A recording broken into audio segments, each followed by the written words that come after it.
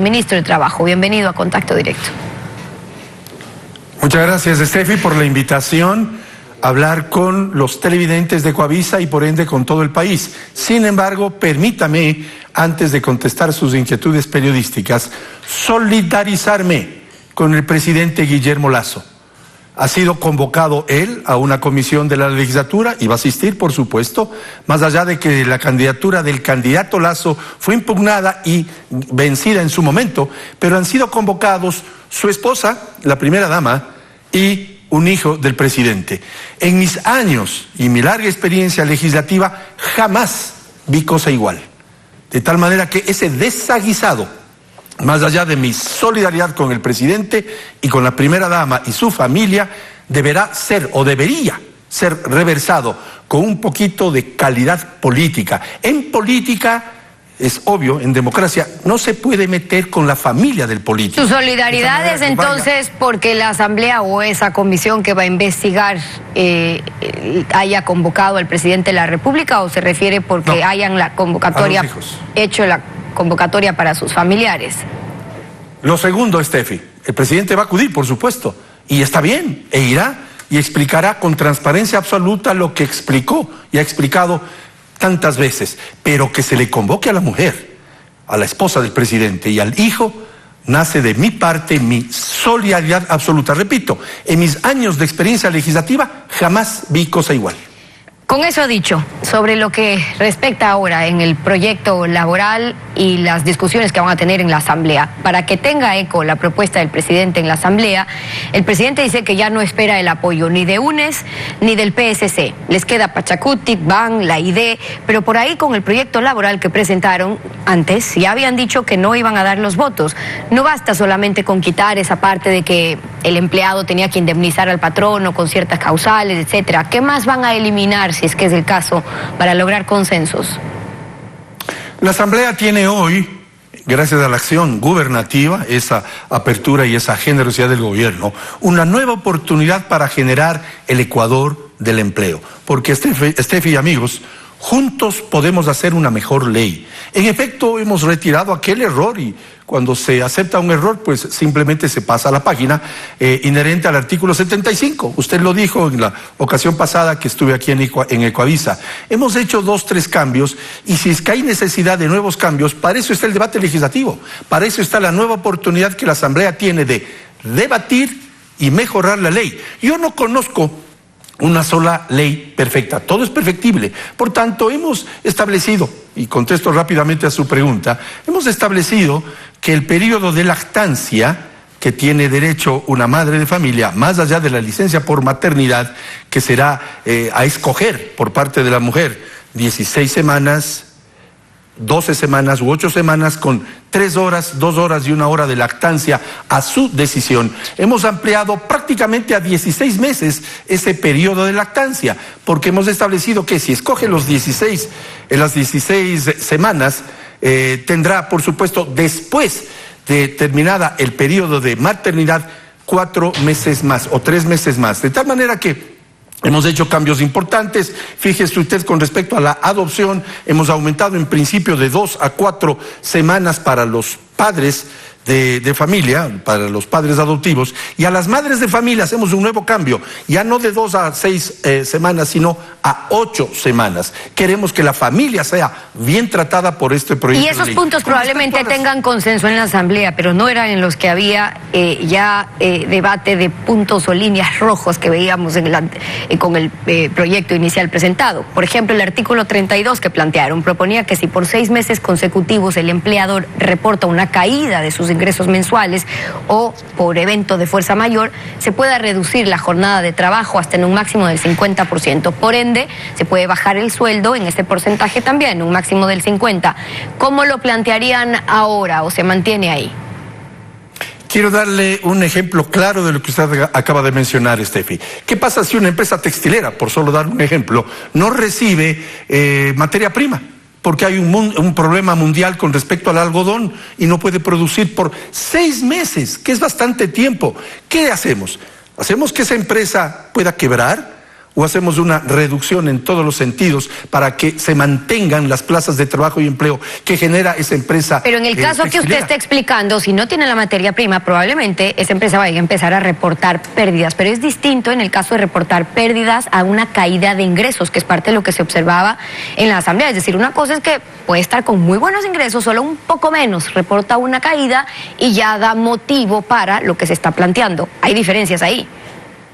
Lo que queremos es cuidar a las empresas para que éstas subsistan cuando estamos o hemos recibido el impacto de la pandemia a nivel planetario. Lo que queremos es cuidar las plazas de trabajo de los trabajadores. Y le pongo otro ejemplo. En tiempos del confinamiento inicial, nadie iba de turismo, nadie paraba en un parador, nadie iba a un hotel, nadie almorzaba en un restaurante. En el tema de la floricultura, nadie cosechaba, ni empacaba, ni exportaba flores, ni siquiera vendía internamente. Entonces, se refiere a actos sobrevinientes que compliquen la vida societaria de una empresa que no queremos que quiebre para que los trabajos y las fuentes de empleo precisamente ese sería el propósito. Entonces, lo que dice, sí, claro, es que cuando se reporta una caída de ingresos hay que ver qué define la asamblea sobre esto. El tema de la jubilación patronal, que el proyecto planteaba prácticamente eliminarla de contado para las nuevas contrataciones, es decir, que sea opcional del trabajador, pero con fondos del propio trabajador. ¿Van a insistir en eso?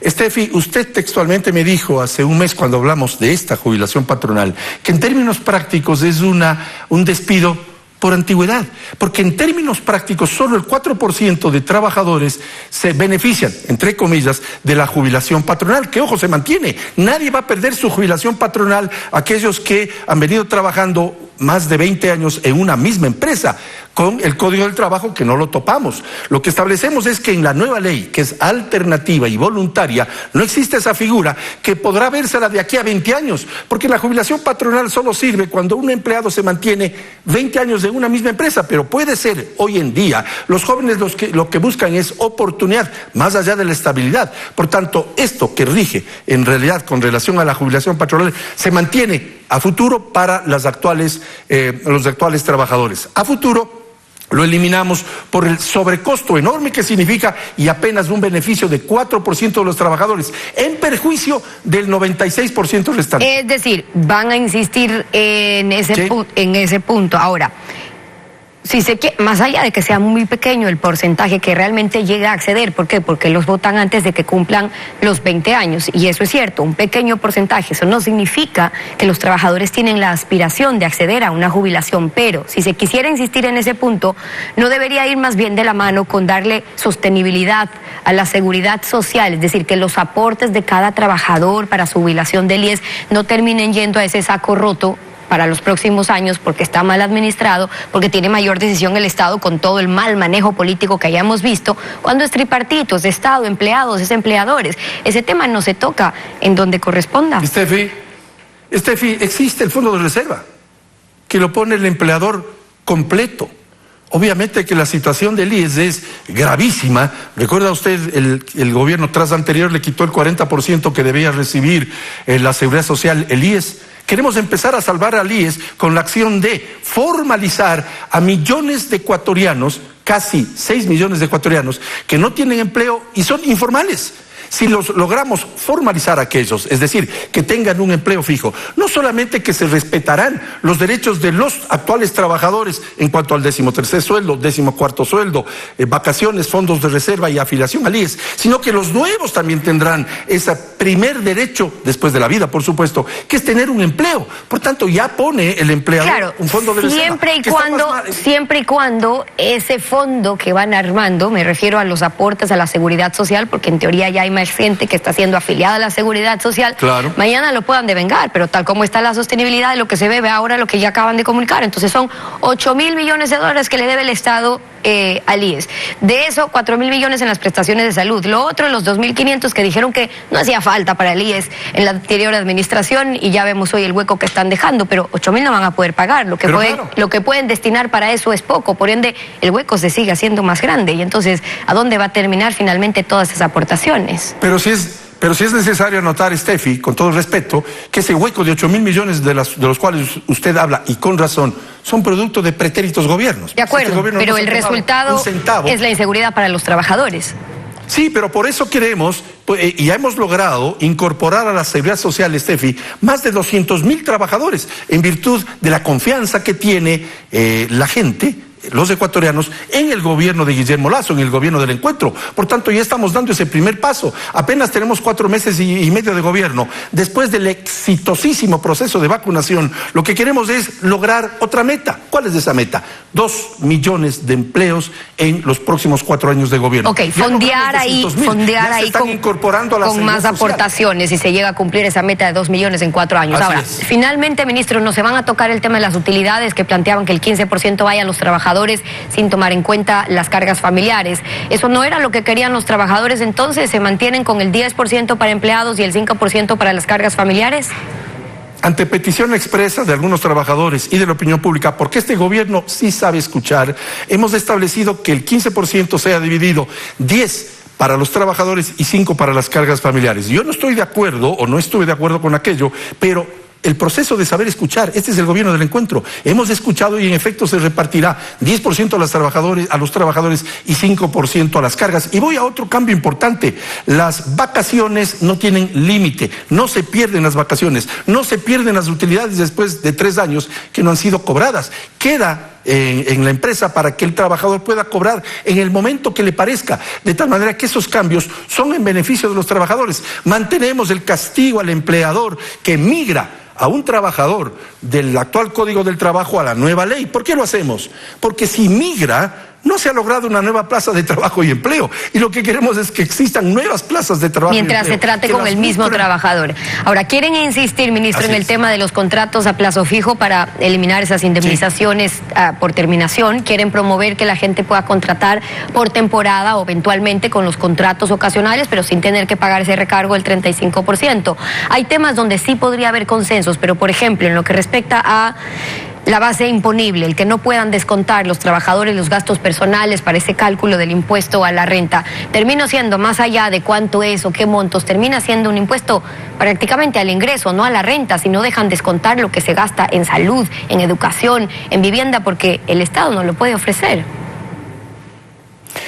Lo que queremos es reactivar la economía y todos los derechos de los trabajadores se mantienen. Usted me está hablando de aquellos que ganan por sobre $2.000 mensuales, es decir, 24 o 25 mil dólares al año, más beneficios. Por lo tanto, sí se mantiene aquella intención de coadyuvar con el trabajador que gana un salario medio, porque estamos apoyando precisamente a la clase media.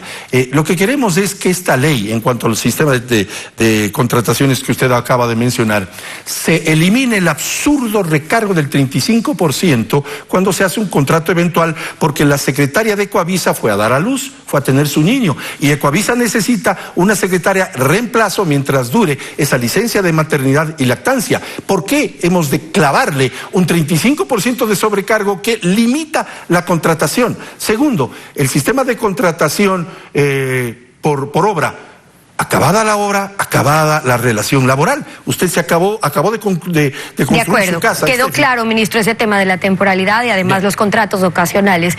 Pero en el tema de los impuestos, le insisto, porque es una preocupación sobre todo de los trabajadores. Ustedes insisten, bueno, pero es para quien gana más de $2.000. Pero ¿en qué formas? Lo que vamos a mostrar fue elaborado por un abogado laboral. En la práctica, más allá de que sea, porque el gobierno insiste en, es solamente el 3.5% de los trabajadores, pero no son solo los que ganan más donde se ve reflejado ese mayor porcentaje. Veamos ahí dónde más está, es decir, cuáles son los porcentajes o el impacto para quien gana $2.000 o $2.500. Y más allá de eso, ministro, significa nuevamente pagar más impuesto para los trabajadores cuando no pueden hacer esas deducciones. Justamente lo contrario a lo que ofrecieron, que no iba a haber más impuestos, sobre todo si hablamos desde ese lado de las personas naturales trabajando. Usted lo acaba de decir, esto solamente recae en el 3.5% de los ecuatorianos. 3.5%. Esta crisis de la pandemia tenemos que pagarla los que tenemos posibilidades económicas, los que más tenemos. No se olvide usted que se ha gastado, como Estado ecuatoriano, 900 millones de dólares en vacunación, en el exitosísimo proceso de vacunación. Alguien debe pagar aquello, y el gobierno establece que paguen ese 3.5% de la gente que más tiene. El problema es cuando se cree que ese 3.5 se queda allí, pero con usted en ocasiones anteriores hemos hablado también desde sus otras funciones de la repercusión que existe, en qué afecta ese 3.5% mañana a la producción, al consumo, porque ese 3.5 tiene el poder adquisitivo para comprar, luego para afectar a la producción y luego el círculo que se va cerrando. Por eso es que el planteamiento siempre de este gobierno ha sido no más impuestos. Para eso está el debate, Steffi, para eso está el debate. Precisamente en el debate legislativo se conversarán sobre estas cosas, y con los insumos, como el que usted manifiesta, u otros actores, tiene que irse mejorando el proyecto en todos los sentidos. Repito, no conozco un solo proyecto de ley que sea perfecto.